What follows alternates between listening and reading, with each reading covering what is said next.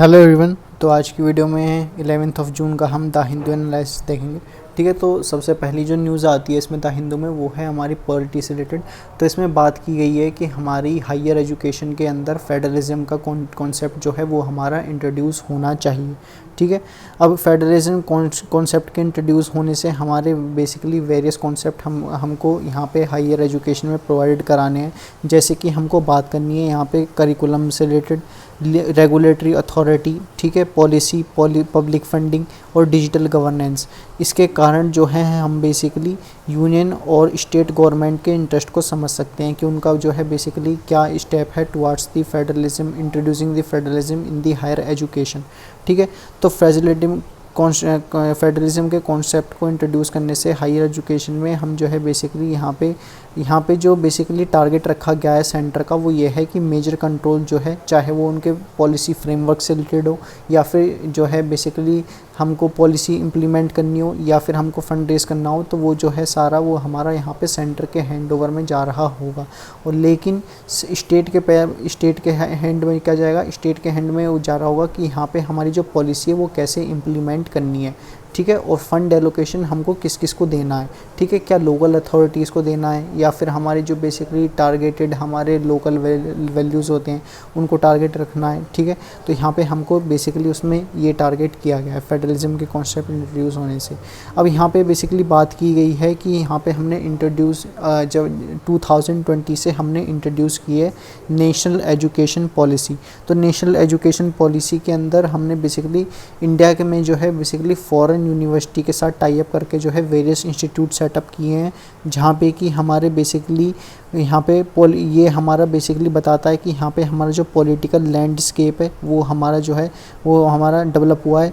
Education जो हमारी governance sector से रिलेटेड है उसके अंदर हमारे इम्प्लीमेंटेशंस हुए हैं। ठीक है, हायर एजुकेशन के हमारा गवर्नेंस का रोल हुआ है यहाँ पे। फिर इसके बाद जो है यहाँ पे हमने बेसिकली बात की है कंकरेंट लिस्ट की। अब यहाँ पे बेसिकली कंकरेंट लिस्ट अप्लाई होती है नेशनल एजुकेशन पॉलिसी के अंदर। अब कंकरेंट लिस्ट क्या होती है, तो हमारी कंकरेंट लिस्ट के अंदर हमारे कुछ वेरियस सब्जेक्ट्स आते हैं, जैसे कि रिजर्व सब्जेक्ट हो गया, ट्रांसफ़र सब्जेक्ट हो गया। तो ये कुछ पर्टिकुलर सब्जेक्ट्स होते हैं जो कि बेसिकली हमारे या तो स्टेट के पास में हैंड ओवर में रहते हैं, स्टेट के कंट्रोल में रहते हैं, और कुछ सब्जेक्ट्स हमारे कंकरेंट लिस्ट के अंदर जो है सेंटर के पास पावर रहती है उनको इम्प्लीमेंट कराने की। ठीक है, तो अब लेकिन कंकरेंट लिस्ट में हमने जो है बेसिकली क्या किया है, सेंटर और स्टेट को दोनों को ही पावर दी है, और यहाँ पे हमने जो है मेजरली पावर फोकस किया है सेंटर के पास। ठीक है, तो सेंटर के पास पावर होगी यहाँ पे जितने भी हमारे इंस्टीट्यूशंस हैं जो कि हमने नेशनल एजुकेशन पॉलिसी में बनाए हैं उनके अंदर हम बेसिकली स्टार्ट कर सकते हैं 4 ईयर अंडर ग्रेजुएट प्रोग्राम जो कि रिलेटेड होंगे हमारे एकेडमिक बैंक ऑफ क्रेडिट से। मल्टी डिसिप्लिनरी हमने यहाँ पे यूनिवर्सिटी इस्टेब्लिश की है जिसमें इंटरनेशनलिज्म इनिशिएटिव के बारे में बताया गया है। इससे हमारा जो है बेसिकली एक्सपांशन हो रहा होगा सेंटर का, और यहाँ पे हमारे जो स्टेट गवर्नमेंट है उनकी भी यहाँ पे हमको प्रिजर्व के बारे में ध्यान रखा गया है।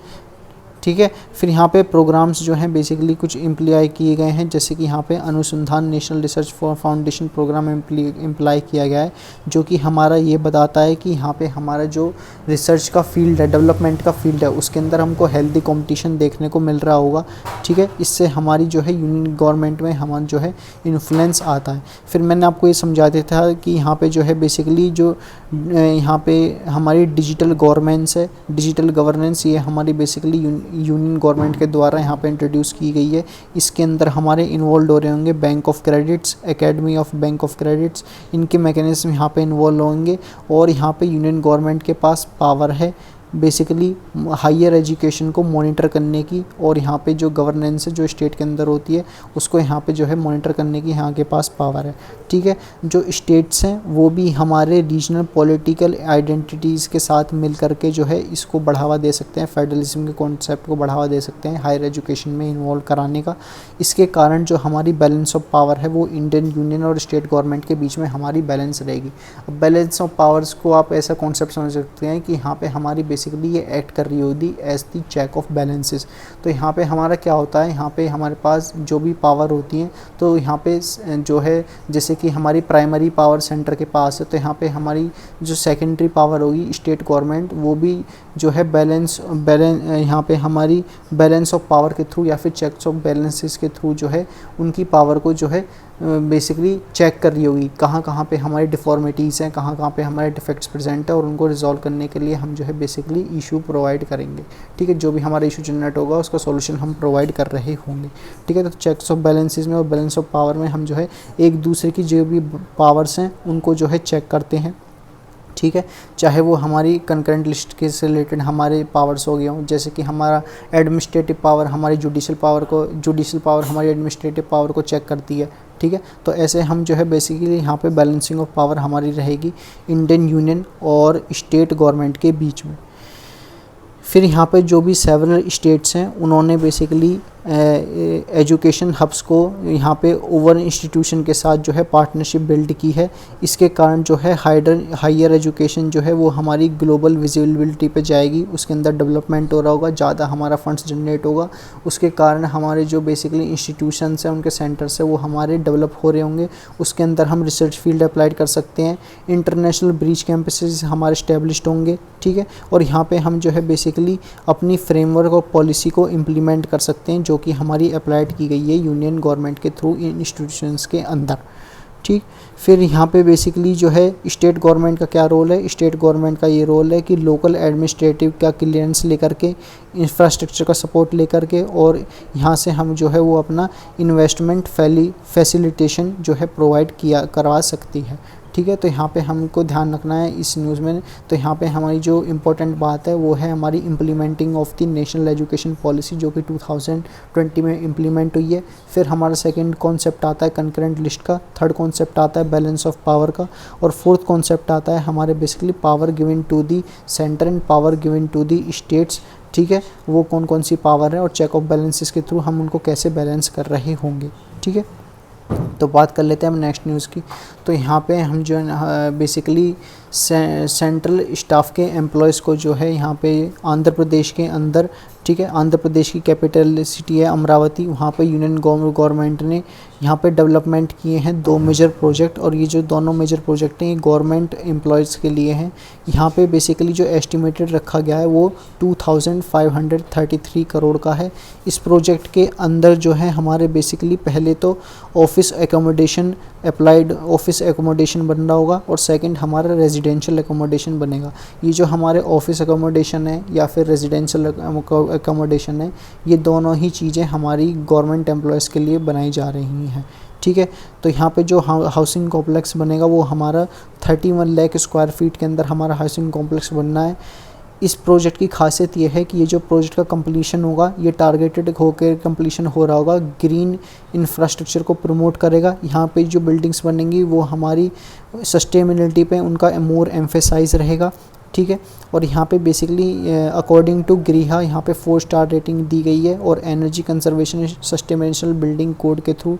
ठीक है, जो कि यहाँ पे बेसिकली बताती है कि यहाँ पे सस्टेनेबिलिटी के स्टैंडर्ड को हमने मेजर किया है, और ये हमारी बेसिकली जो कोड है ये 2022 के स्टैंडर्ड से हमारा वैलिड है, जो कि हमारा प्रमोट करता है यहाँ पे ग्रीन इंफ्रास्ट्रक्चर को, सस्टेनेबल एनर्जी को। ठीक है, और ये जो कैंपसेस हैं ये हमारे बैरियर फ्री हैं और ये सभी के लिए एक्सेसिबल हैं, चाहे वो हमारा बेसिकली पर्सन विद डिसेबिलिटीज़ है। ठीक है, तो उनके लिए भी ये हमारे यहाँ पे एक्सेसिबल है।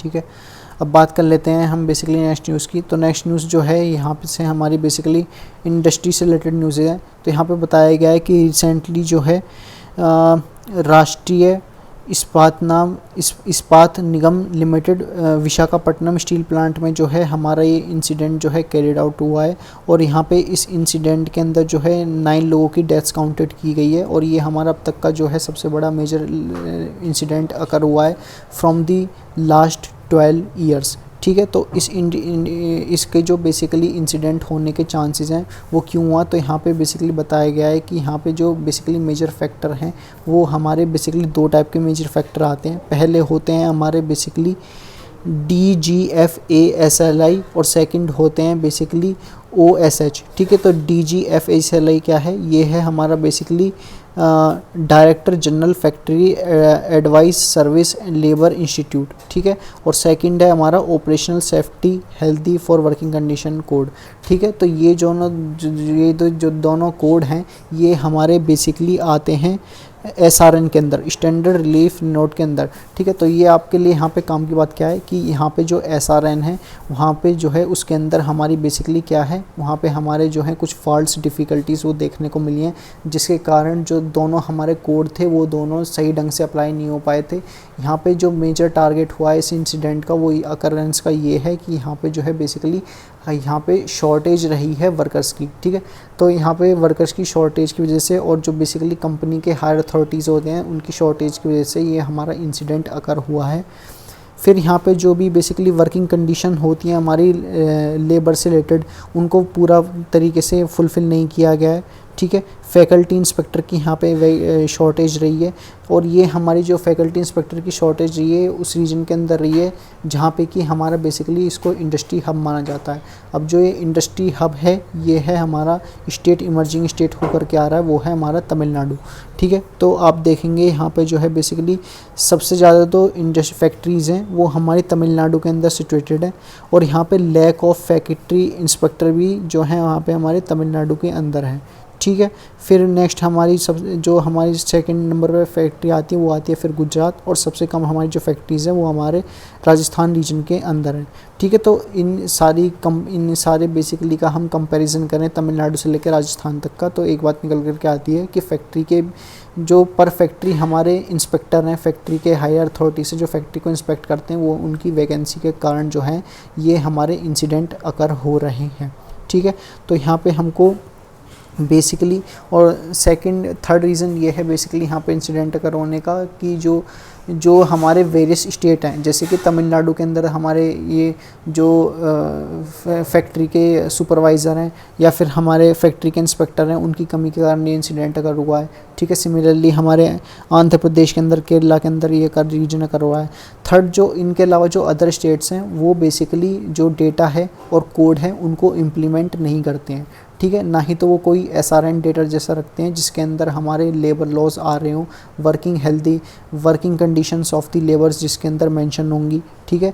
और यहाँ पे हमारे जो भी डेटा होगा जो कि हमारे कंपनी के फैक्ट्री के सुपरवाइजर से रिलेटेड होता है वो डेटा नहीं रखते हैं फैक्ट्री वाले, जिसके कारण ये हमारे मेजर इंसिडेंट अकर होते हैं, ठीक है। फैक्ट्री के अंदर जो है हमारे एक्सीडेंट्स अकर हो रहे होते हैं, ठीक है।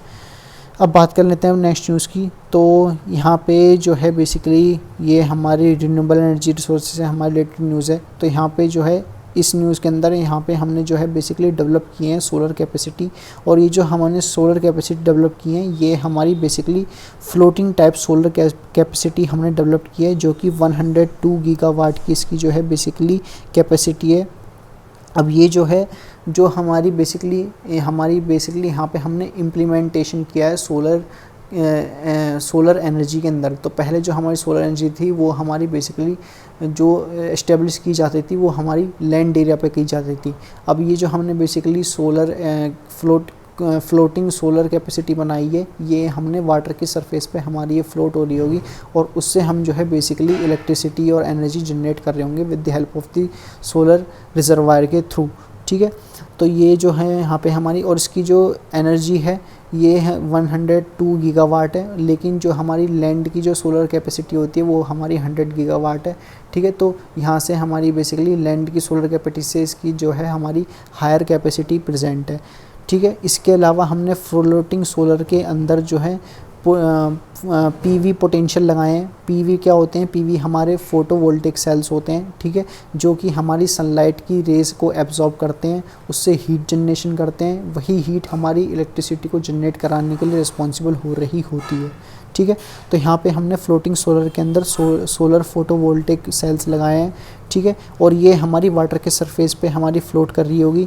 इससे हमारा जो लैंड के अंदर सोलर सेक्टर था उसके अंदर ये हमारा अब तक का चैलेंज था कि हम जो है लैंड की सोलर सेक्टर के अंदर चैलेंज ये था कि वो हमारा ज़्यादा एरिया कवर करता था लैंड का जो सोलर सेक्टर था। फिर उसके अलावा जो हमारे लैंड के सोलर सेक्टर होते हैं वो हमारे एग्रीकल्चर लैंड के अंदर हम उसको अप्लाई नहीं कर सकते, क्योंकि वो ज़्यादा लार्जर एरिया कवर कर रहे होते हैं, ठीक है। अब इसकी जो कॉस्ट आई है इसको बनाने की, वो हमारी 25% मोर कॉस्ट आई है, जो कि हमारे ग्राउंडेड माउंटेन्स सोलर कैपेसिटीज़ होते हैं उनके कंपैरिजन में, ठीक है। अब सोलर फ्लोटिंग सोलर के अलावा हमने एग्री फोटोवोल्टेक्स भी बनाए हैं, ठीक है। तो ये हमारे एग्री फोटोवोल्टेक्स हमारे फार्म बीट्स होते हैं जिसके अंदर हमारे सोलर पैनल माउंटेड लगे हुए होते हैं। तो ये जो हमारी, ये मैंने आपको बता दिया। फिर ग्राउंडेड माउंटेड सोलर सिस्टम की कैपेसिटी हमारी 100 गीगावाट्स है, ठीक है। और इसके अलावा जो हमारी इनलैंड वाटर कैपेसिटी बॉडीज़ है, हम इंडिया की जहाँ पे भी हम बेसिकली फ्लोटिंग सोलर को रेफरेंस में इस्तेमाल कर रहे होंगे, वो हम बेसिकली वाटर बॉडी को यहाँ पे फाइंड आउट करेंगे। और उन वाटर बॉडीज़ की फाइंड आउट करने की कंडीशन ये है कि वो बेसिकली वहाँ पे हमारा जो है लेक्स होने चाहिए। रिजर्वायर जो है हमारा बेसिकली एरिया जो है वो हमारा लेस देन 10 हेक्टेयर का प्रेजेंट होना चाहिए। वाटर हमारा जो प्रेजेंट होना चाहिए वो हमारे 11th मंथ कम से कम हमारा प्रेजेंट होना चाहिए। इसके अलावा जो है डेप्थ वाटर की वो हमारी 3:30 मीटर के बीच में हमारी डेप्थ प्रेजेंट होनी चाहिए। सनलाइट जो उसके ऊपर पड़ेंगी जिसको हम कहते हैं सोलर इरिडेंस, वो हमारी 4.5 किलोवाट पर मीटर स्क्वायर पर डे के हिसाब से हमारी सनलाइट रेज पड़ रही होनी चाहिए, ठीक है।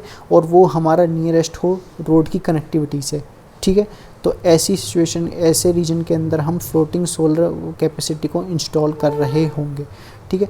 तो ये जो फ्लोटिंग सोलर कैपेसिटी है ये हमने वेरियस कंट्रीज से ली है। जैसे कि इससे पहले जो हमारी ग्लोबली हमारी सोलर, तो इंडिया के अंदर जो है ये हमारी अब चालू हुई है सोलर फ्लोटिंग कैपेसिटी, लेकिन इससे पहले चाइना में ये हमारी इम्प्लीमेंट की गई थी, जहाँ पे कि उनके अंदर जो है चाइना के अंदर 120 मेगावाट का प्लांट जो है वो एस्टेब्लिश किया गया था पोयांग लेंग के अंदर, जो कि सिंगापुर में सिचुएटेड है, ठीक है।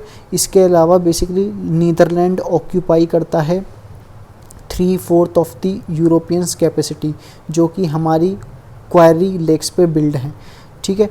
तो ये हमारी ग्लोबली से, यह हमने बेसिकली ग्लोबली टेक्निक की मदद से यूज़ करके जो है यहाँ पे हमने इंडिया के अंदर भी इसको लाया है। अब यहाँ पे इसके अलावा जो है हम सोलर पार्क भी मैन्युफैक्चरिंग करने का सोचे हैं। अब जो सोलर पार्क हमारा बनाया जाएगा वो हमारा मध्य प्रदेश रीजन के अंदर बनाया जाएगा। मध्य प्रदेश के अंदर क्वांदवा डिस्ट्रिक्ट है जहाँ पे जो है यहाँ पे सोलर पार्क बनाया जाएगा, और उसके अंदर जो है टारगेटेड वैल्यू जो है हमारी सोलर कैपेसिटी की वो है 278 मेगावाट, ठीक है। तो ये अब तक का कंट्री का सबसे लार्जेस्ट प्लान है, जिसको हम 270 मेगावाट से इंक्रीज़ करके 600 मेगावाट तक भी कर सकते हैं, ठीक है। तो ये थी बेसिकली न्यूज़ हमारी सोलर पैनल से रिलेटेड। अब बात कर लेते हैं हम नेक्स्ट न्यूज़ की, ठीक है। तो नेक्स्ट न्यूज़ के अंदर ये हमारी लैंड पोर्ट्स का डेवलपमेंट है जो कि इंटरनेशनल बॉर्डर पे हो रहा है, ठीक है। तो अब इसमें बेसिकली क्या है, ये वैसे मैंने कवर कर दिया था, ठीक है। तो मैंने आपको बताया था लैंड पोर्ट जो है ये हमारी basically the Hindu news analysis में मैंने कल कवर किया था। इसके अलावा जो बेसिक अब द हिंदू में क्या होता है कि यहाँ पे जो भी न्यूज़ आती है, ठीक है, चाहे वो हमारी बेसिकली लैंड पोर्ट से रिलेटेड न्यूज़ होगी हो, या फिर और जो हमारा लॉन्गेस्ट टाइम पीरियड सर्व किया है पीएम ने, पीएम ऑफ इंडिया ने, ठीक है, लॉन्गेस्ट टाइम टेन्योर सर्व किया है। तो ये हमारी बेसिकली द हिंदू न्यूज़पेपर के अंदर 2 से 3 दिन तक हमारी न्यूज़ रहती हैं, जो कि हमारी एक न्यूज़ हमारी चलती रहती है, ठीक है। तो इस पर आप ज़्यादा ध्यान नहीं दोगे फिर भी चल जाएगा, क्योंकि मैंने कल की न्यूज़ में कवर कर दिया है। लेकिन इसमें आपको एक चीज़ ध्यान रखनी है कि हमारी जो बेसिकली लैंड पोर्ट्स हैं वो किन किन नियरेस्ट बॉर्डर पे हमारे बनाए गए हैं, ठीक है। जैसे कि चाइना बॉर्डर पे हमारे कौन कौन से लैंड पोर्ट जो हैं वो बनाए गए हैं। तो चाइना बॉर्डर से लगे हुए जो हैं वो है हमारे नामग्या, जो कि हिमाचल प्रदेश से अंदर सिचुएटेड है। गुंजी उत्तराखंड से लेकर बनाया गया है। नाथुला ये हमारा सिक्किम के अंदर है। तो ये हमारे बेसिकली लैंड पोर्ट्स हैं जो कि चाइना के बॉर्डर को टच करते हैं। इसके अलावा वेरियस लैंड पोर्ट्स भी हैं इंडिया चाइना के बीच में, ठीक है। लेकिन वो सारे जो हैं पोर्ट्स जो हैं फ़िलहाल के लिए वो स्टॉप है, क्योंकि कोविड पैंडेमिक की वजह से जो भी ट्रेड था वो हमारा सस्पेंडेड कर दिया गया था, ठीक है। इसके अलावा फिर हमारे बेसिकली लैंड पोर्ट्स आते हैं जो कि पाकिस्तान के बॉर्डर से रिलेटेड हैं, पाकिस्तान की बॉर्डर को टच करते हैं। वो हैं हमारे बेसिकली तीतवाल, अडूसा, चन्नादाबाग जो कि जम्मू कश्मीर में है, अटारी रेलवे स्टेशन, ठीक है। फिर है हुसैनी वाला जो कि पंजाब के अंदर है, और बेसिकली मुनाबाव रेलवे स्टेशन जो कि राजस्थान में है। ठीक है, तो इन सारे लैंड पोर्ट्स में से केवल एक लैंड पोर्ट जो है वो है हमारा अटारी, जो कि हमारा पंजाब के अंदर है, वो ऑपरेशनल है अभी फ़िलहाल के लिए। बाकी सारी जो हमारे लैंड पोर्ट्स के फैसिलिटेशन सेंटर्स है वो सस्पेंडेड किए गए हैं due to the Pulwama attack. तो पुलवामा अटैक के बाद से हमारे सारे लैंड पोर्ट्स जो हैं वो हमारे बंद हैं। ठीक है, इसके अलावा कुछ लैंड पोर्ट्स जो हैं हमारे, इनके अलावा चाइना पाकिस्तान के अलावा जो हैं बेसिकली, जैसे कि हमारे बांग्लादेश के बॉर्डर से 12 हमारे लगते हैं। ठीक है, भूटान के बॉर्डर से हमारे 4 लैंड पोर्ट हैं, और म्यांमार से हमारे 2 लैंड पोर्ट हैं। ठीक है, तो इसमें आपको ध्यान रखना है कि हमारे इंडिया, तो एक इम्पोर्टेंट इसमें बेसिकली टॉपिक ये है कि इंडिया के जो बेसिकली बॉर्डर हैं वो किन किन कंट्रीज़ के बॉर्डर से लगे हुए हैं। तो आप जानते हैं जो इसमें मेंशन है, इसमें मेंशन जो हमारे लैंड पोर्ट्स है जो कि इंडिया कंट्री से लगे हुए हैं वो है हमारे चाइना, पाकिस्तान, नेपाल, ठीक है, भूटान। ठीक है, तो ये हमारे बेसिकली लैंड पोर्ट्स हैं जहाँ पे हमारे मैन्युफैक्चर हैं। इसके अलावा जो चाइना इंडिया कंट्री के साथ जो हमारे बाउंड्री लगी हुई हैं अदर कंट्रीज से, उनके अंदर बेसिकली हमारे पाकिस्तान आता है। ठीक है, अफ़गानिस्तान आता है, श्रीलंका आता है, भूटान आता है, म्यांमार आता है। ठीक है, तो ये सारी अदर कंट्रीज़ भी हैं जहाँ पे हमारी इंडिया के बॉर्डर को टच करती हैं, लेकिन वहाँ पे हमारे कोई पोर्ट एस्टेब्लिश्ड नहीं है। ठीक है, तो इतना ही था बेसिकली इस न्यूज़ में। तो मिलते हैं नेक्स्ट वीडियो में। Till then keep learning.